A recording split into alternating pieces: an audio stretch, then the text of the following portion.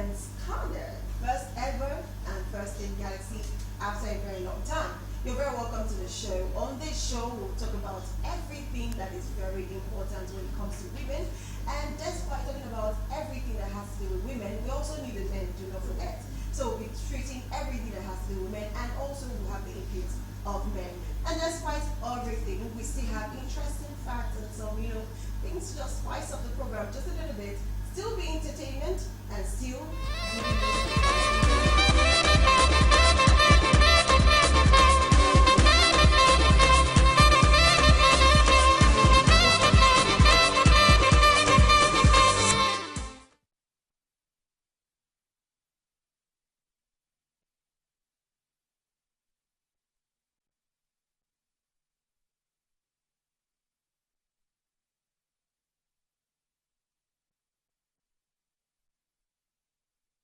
All right, you're very welcome. Good morning. Like as I was saying, it's Women's Corner with Rose Blossom. It's exciting to be here. It's going to be interesting because we have a lot of fun facts about women, some interesting things. And a lot of times, women tend to be like the lesser gender. But this time around, we're trying to, make women come out in the real light. And still in this program, we give you entertainment. We give you things that, will spice up the program, which is definitely interesting.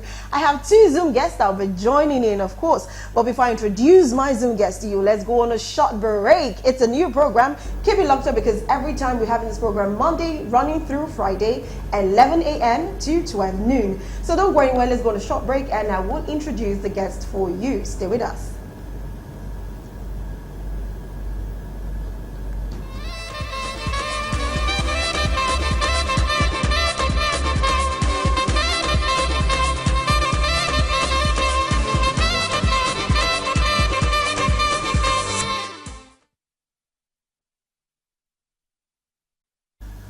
All right, welcome back. It's still Women's Corner with me, Rose Blossom. So my first guest today is Dr. Busola Okedele, and she is a distinguished scholar. Of course, she has earned a bachelor's degree, master's degree. She's a dedicated lecturer, and of course, she's also have knowledge in political science. She has did a lot of research, when it comes to national development, human rights, social movement, transaction, and national agency advocacy. And she has numerous articles which she has also done in Nigeria and abroad, which is interesting. So let's welcome Dr. Busola Okedele. It's good to have you, Doctor.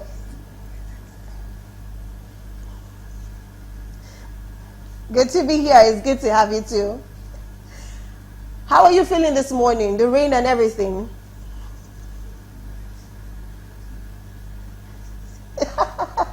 I can see you with the turtleneck.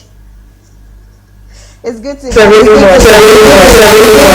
Yes. So I have another guest, of course, is standing by. Her name is Zara Funmi Adebusui. She's an entrepreneur, she's a speaker and a creative writer. She's known to be a limitless woman. I've known her for a long time. And of course, she's an insurance graduate of Lagos State University. And of course, she's an alumnus of the Encouragement Initiative. She's a whole lot of things. Welcome to the show, Sarah. Good morning. You look beautiful, by the way. So, the topic we're having today is life after wedding day. We have a lot of people having their wedding, we have big weddings and all of that. But, there's this life after the wedding day, which a lot of people tend to miss. So my first question is going to go to Dr. Mrs. Busola. Now, the first question is, what is that first thing that people should expect in marriage, like after your wedding night and the wedding day? What is that first thing every woman should expect, firstly? Roles, responsibilities. You have to start planning your meals. What are we having for breakfast? Having such,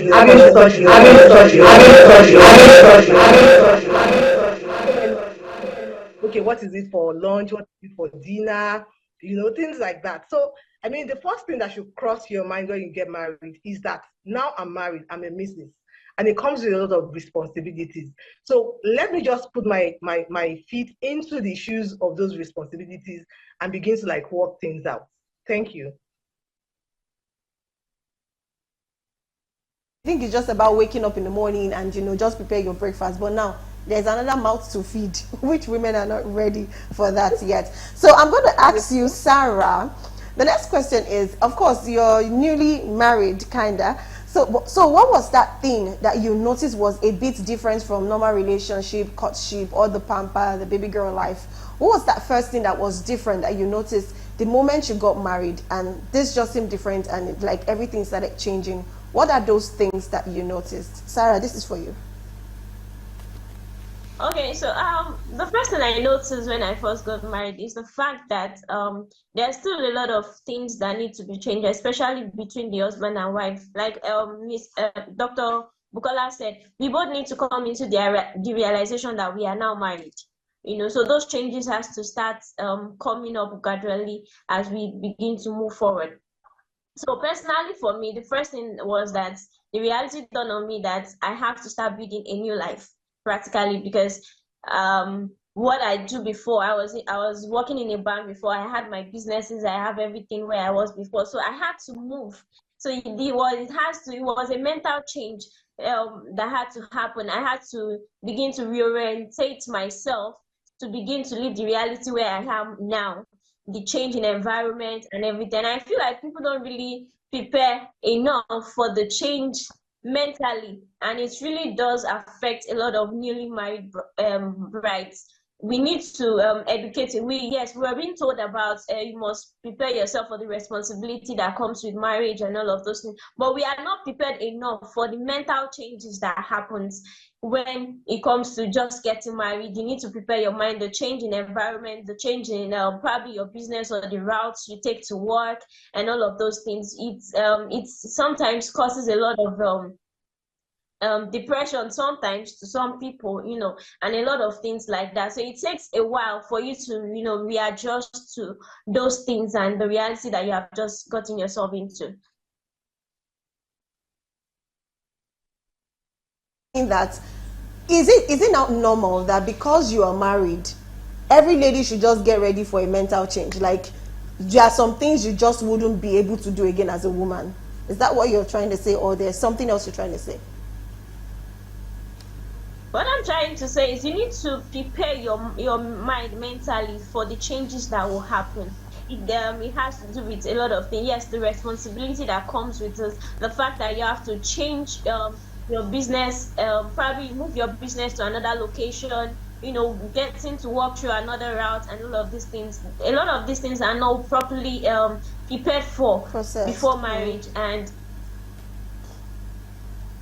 yeah, I can hear you. Go Okay. on. Okay, yeah. So a lot of these things are not properly prepared for, especially for new. But yes, the excitement of yes, I'm getting married, yeah, and all of that thing is always there. But we don't prepare ourselves enough mentally for the changes that occurs immediately.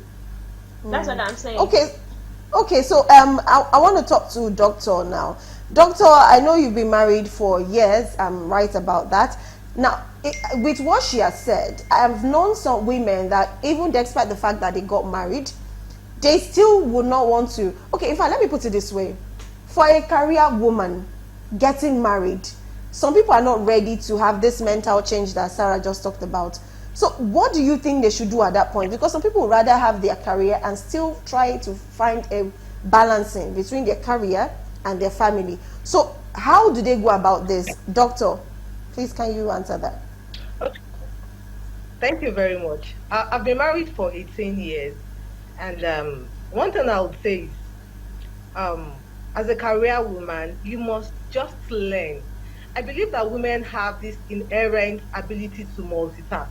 So you must just learn how to like strike a balance between your career and your marriage such that one does not affect the other. Naturally, women are multitaskers. Naturally, women have that gift, that ability to be able to do so many things at the same time without one getting into the way of the other. So I would just say that it's important for women, once you're married and you don't want things to get or to affect your career, you don't want your career affecting your marriage, and you don't want your marriage affecting your career, then it's just important to know how to strike a balance. Now, how to strike that balance now depends on the kind of job that you do. Maybe, for example, I'm a lecturer now. Maybe let me use I might not really be the best example to use because things just worked in perfectly well for me. Where I was living was where I married into, and then I didn't have to change location, I didn't have to change jobs and all that. But imagine that there's someone that is maybe perhaps a lecturer or something, you know, residing in another state before you got married, and then you had to like move. I expect that even before you get married, you should have had conversations around how you're going to like strike that balance between your career and your marriage so that it does not affect. Are you leaving the job? Is it that your husband is going to move into the city where your job is? You both need to like discuss that and then arrive at what you think is the best, decision that you can arrive at, having weighed all the options that are available to you. So at this instance, I think it will just be important to look at each case as it presents itself. There's really no straight answer for this, but it To depends that. on your circumstances. Just look at your circumstances and then weigh the options that you have, and then with that, forge ahead with what you think is the best way that you can strike a balance. Okay, I like that. Now I want to go a bit personal so that a lot of women will learn. Sometimes when we are talking and advising, some people don't tend to understand the real deal. So I want to go personal. That's why this is a woman's thing. So I want to All ask, right. when you got married, yes, over time, 18 years, definitely, even despite that, I know there's still some little, up and downs. You understand, it's not always a bed of roses. What are those things that you experienced personally? Yeah, I know it might be weird, but I already said, let's just go personal. What are those things that it came on you and you're like, oh, this is my reality now? And you started seeing the changes from your husband, maybe from even the family. Sometimes some people will be so nice, then when you're married, you start seeing a whole different ball game. I want to just share a little bit of those interesting experience, which of course you overcame. Let me hear from you, doctor, first before I go to Sarah. All right, thank you. So there's one experience I will never forget, and that's the fact that after like 3 days, I got married 2016, and that was when the national population census, was taking place. So after the marriage on Saturday, we had to like stay home for the whole week, weren't going to work and all that. So for me, it was a whole lot of new experience. Like this was the first time I was living with my husband, and like by the third or fourth day, I was already missing home. And then I was crying. Then it occurred to me like, am I going to like live with this man for the rest of my life? I want to go back home to my mom. I started crying. So I told my husband to call my mom to come over. And then my mom said, no, I can't come over. Now you are married. You have to learn to live with your husband. All right. So that was quite funny for me. Each time I look back, I'm like, why was I even crying in the first place? All right. So another experience I won't ever forget is the fact that my husband is a pastor, and then you would expect when we're cutting, I never knew that he had this habit of hanging his clothes anywhere. He goes out, Ooh. comes back in, and then puts it on the chair, on the table, anywhere. I wasn't used to that. So it was one of the issues that initially was causing, frictions between us. Like, I wonder, why would anybody in their right frame of mind go out, come back, and you don't go and hang your clothes in your wardrobe, or you put them somewhere, maybe in the laundry, box or some laundry basket or something.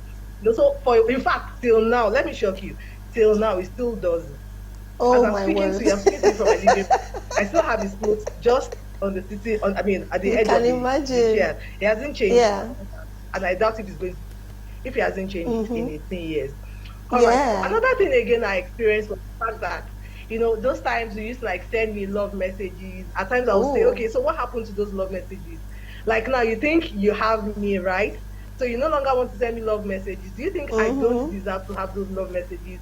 All those sweet and loving names you call me. Now you called me yeah, but then what me yeah? Then you call my He calls you age, yeah my something. things, how my you know, it's Okay, thank all you that. very much. I mean, and Yes. what else? What else? What else? What else? Those No, are the don't worry, things don't that worry. come to Don't mind, don't don't share readily. don't share too much.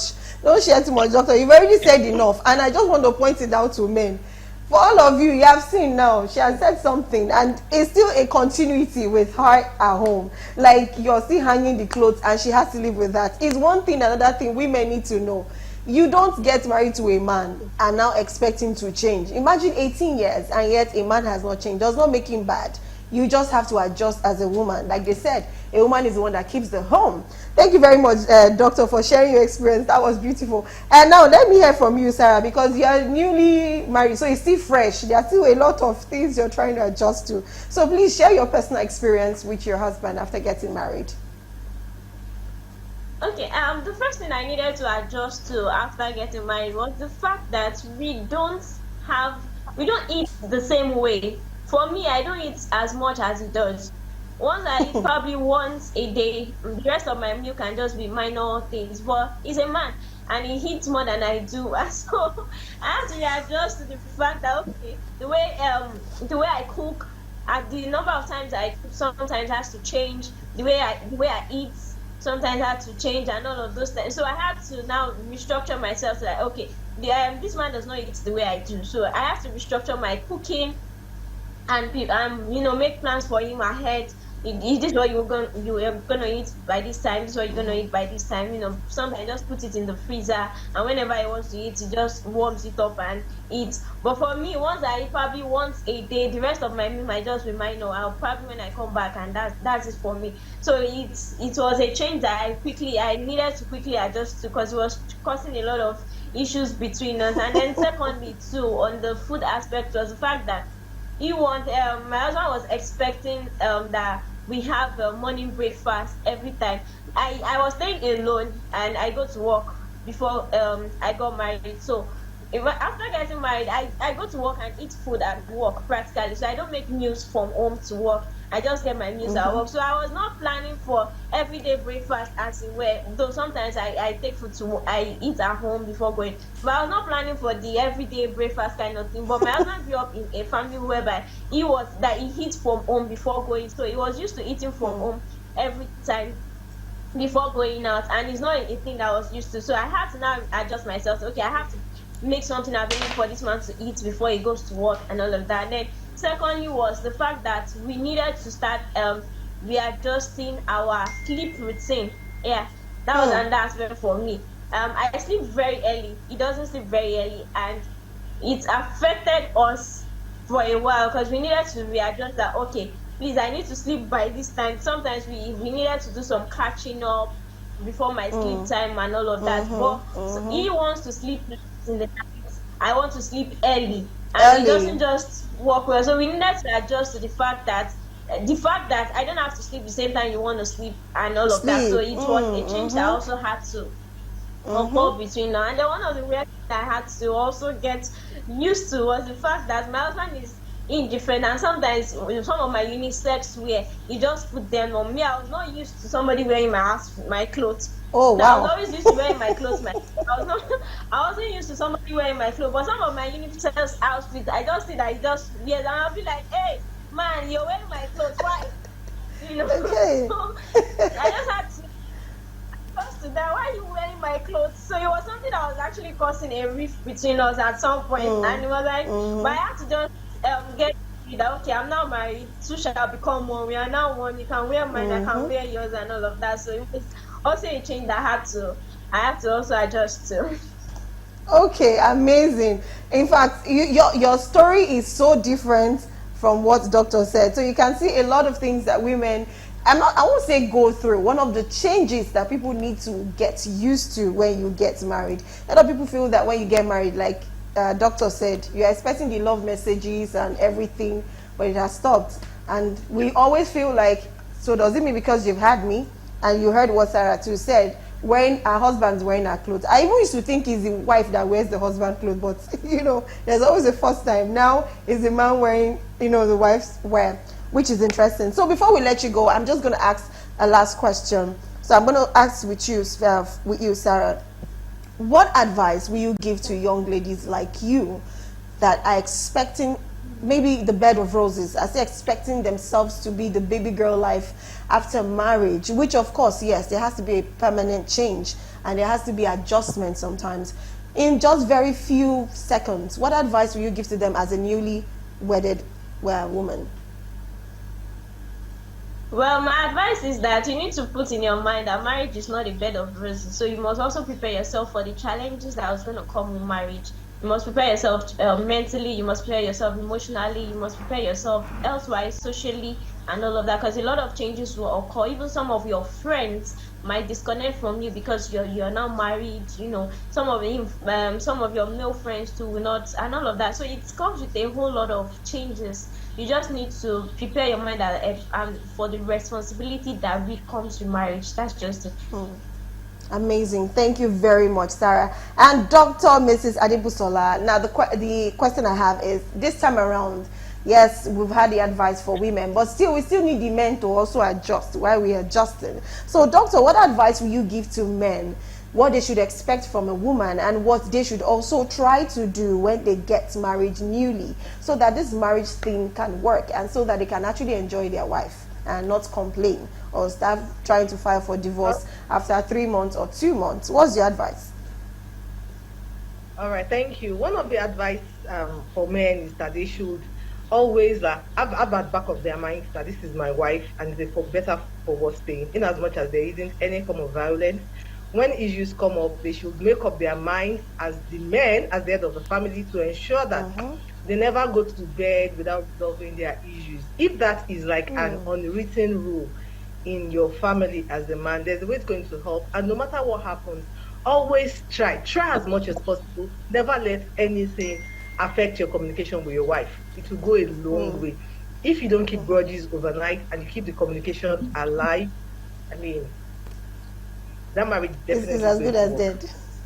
Yes, thank you very much. I love that part about where you said communication, and also do not go to bed angry. When you are angry, sort it out that night. It should be like you said, it should be a silent note that is in that home.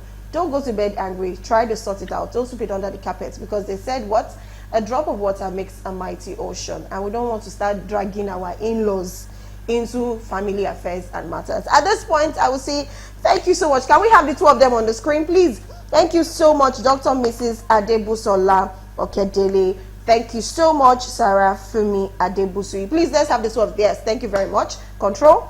Thank you so much, Dr. Mrs. Adebusola Okedele, and thank you so much, Sarah Funmi Adebusui. It's been an amazing, fantastic one. Thank you for sharing your story too.